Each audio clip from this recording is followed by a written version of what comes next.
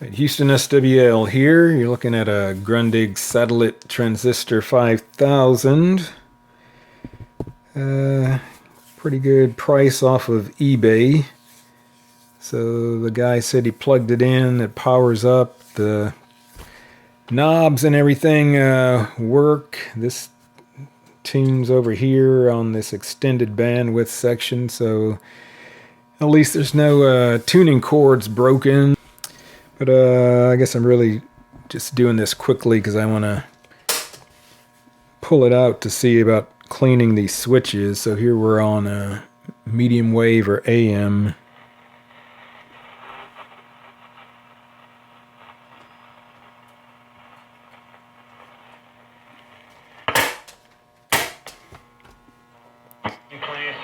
Together to Washington, D.C.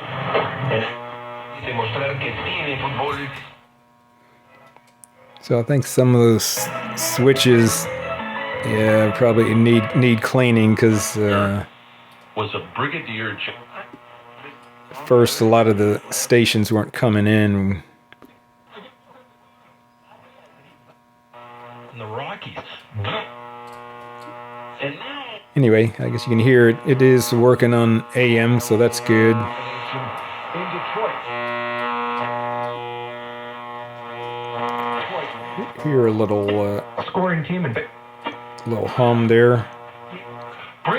General Teddy And for shortwave, I'm not sure we'll be able to hear much at this time, or if shortwave's even working. But let's see what happens.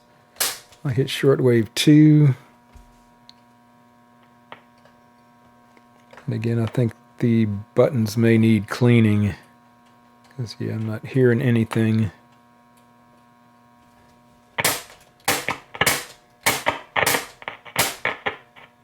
You hear it kind of like crackling.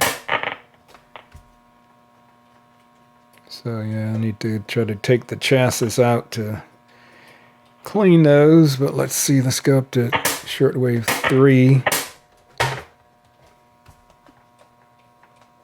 So I'm not hearing anything there, so let's go this shortwave 5 through 10 over on this side. You can hear it's kind of connection. Need to try to clean that. But at least we're hearing static, so that's a good sign.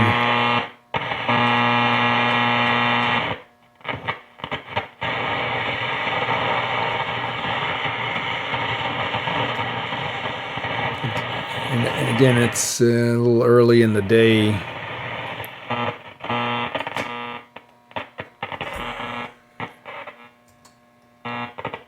Yeah, I think this needs cleaning.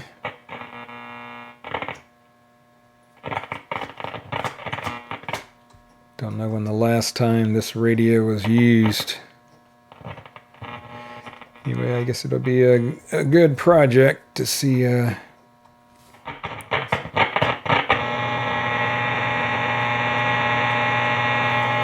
right, that's a quick tour, not really picking up much. Go back to this shortwave 3 band over here.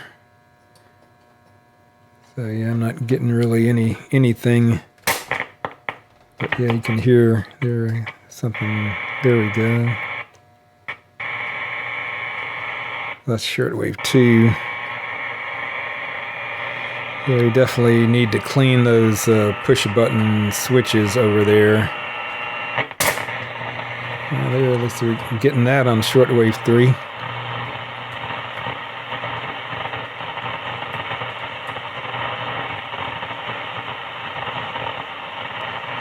All right, so I think cleaning the switches. At least I hear some audio. That's a good sign. All right, let's see about taking this radio apart. Yeah, you can hear. So it does have a switch on the back, like a lot of these Grundigs on the power cord. This isn't turning well. There's a switch on the power cord. turn it off and on like the other Grundig I made a video of. Right, here's looking at the back of the radio. So this back flips down like a lot of the old Grundigs, held in place by these two screws, which here and here, and then an access panel for the connector. This door slides in and out, power cord. And similar to the stereo, was it the stereo concert boy? This is a power supply module. You can select here with this switch either 110 or 220, and this selects 9 volts or 6 volts or 7.5. So I think I'm gonna have to let's see. Yeah, let me disconnect this so I can set this power. It just has some snaps on it. Two snaps that come off. Pause the video. All right, that unsnapped from the power supply here. So I'm gonna route that through and set it aside. You can see that just fits in there like that with the snaps. So I routed the power cord through, and so I'm just gonna set this off to the side and then try to take it out of the chassis. Thank God for YouTube. I looked at it, but I think to take it out of the chassis, I'm gonna have to unscrew this screw and this screw, and I guess here for the antenna, and back up in here there's a screw down here and there, and I think once I do that the chassis will slide out, but I think I'm gonna have to unsolder something else, and then there's some wires up here that go to those control knobs that I hope I don't have to hassle with, but let's start taking off some of these screws. All right, here's one of the screws. It does have a little washer on it. Let me find something to put these in. So here's the second screw. My hand's in the way.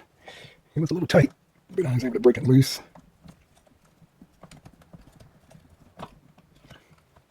Alright, same thing. I think I need to take off this screw here for the antenna. Assuming, yeah, that hooks up to the thing where the antenna comes, and then there's another screw here, and I believe this whole thing will drop down, but looks like there's only one part is connected there. This may be a little precarious. Let's see how tight this is screwed in here.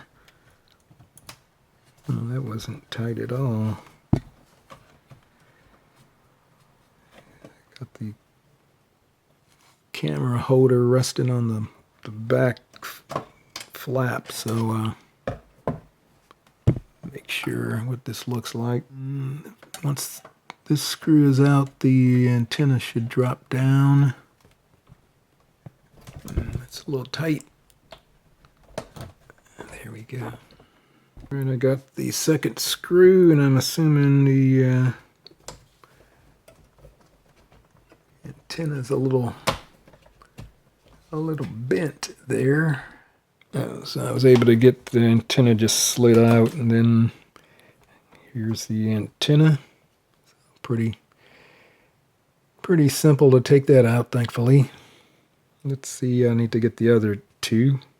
All right, let me go get these other two screws out. All right, I got those two screws off. The top one dropped down in the cabinet there. I have to go get it. And the last thing I need to take off, this is similar to the Zenith Transoceanic on this knob that scrolls this reel thing. There's a set screw, so I need to take that off. I think I just have to unloosen it. All right, I got the this knob off. Looks like this antenna holder slides up and it fits over this cutout here with this part of it in there. It looks like it's not sliding out easily. It's like it's still stuck. The other guy, I don't think he had taken the knobs off, but I need to watch his video. Alright, I slowly slid the chassis out, as you can see, but it's like there's this wire bundle up here. It's going to the controls, you know, the volume, and the other two scroll wheels it seems a little tight there, so let me see how I can relieve that.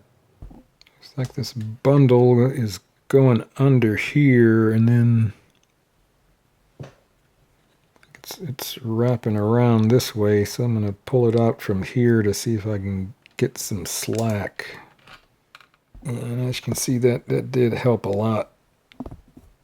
Pull those loose now. The chassis is quite a ways out, so hopefully I can figure out how to clean these switches here and these push buttons. Push buttons on the side here go inside this thing. Mechanical marvel, that's all I gotta say.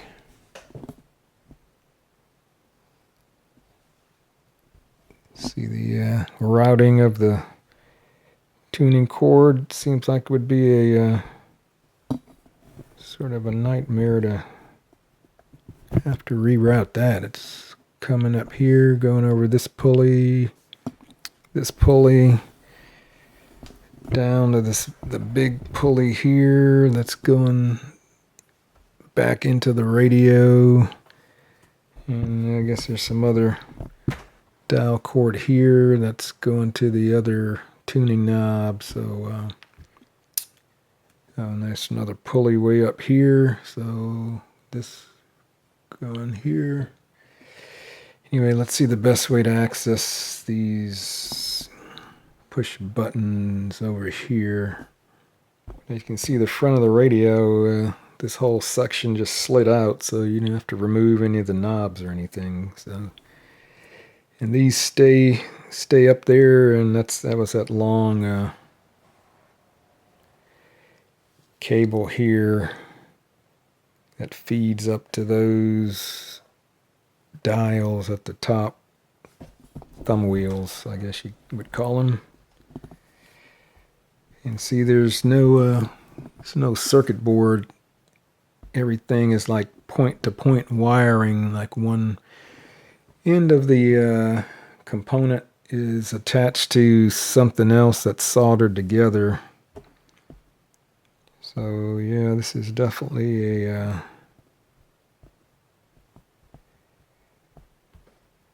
wow, sort of amazing once you look at it.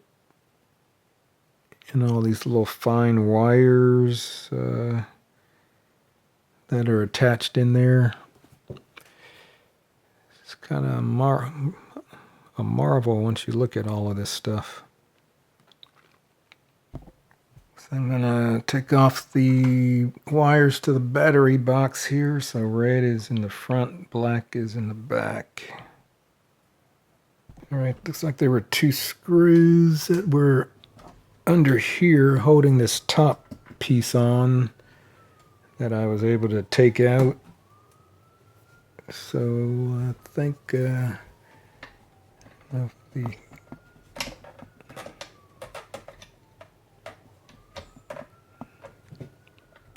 that's the underside of the switches that were up at the top. I'm trying to pull that through here because there's a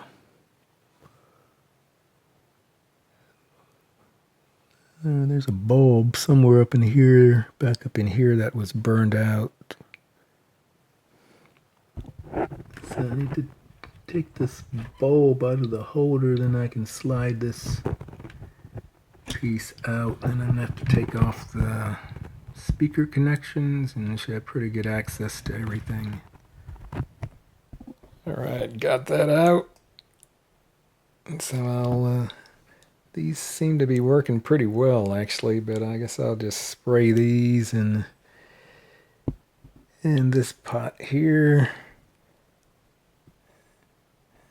These components seem okay. All this circuitry seemed to have been working okay. Treble, bass, volume, switch for the speakers. It's interesting.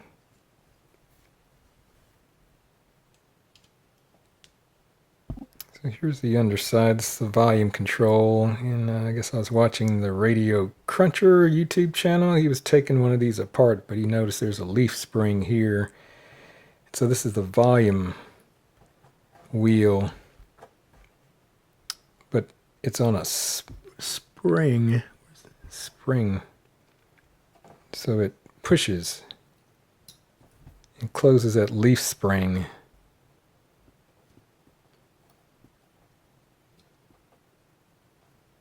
And I think that completes the circuit for this light when you're powering it off of the battery.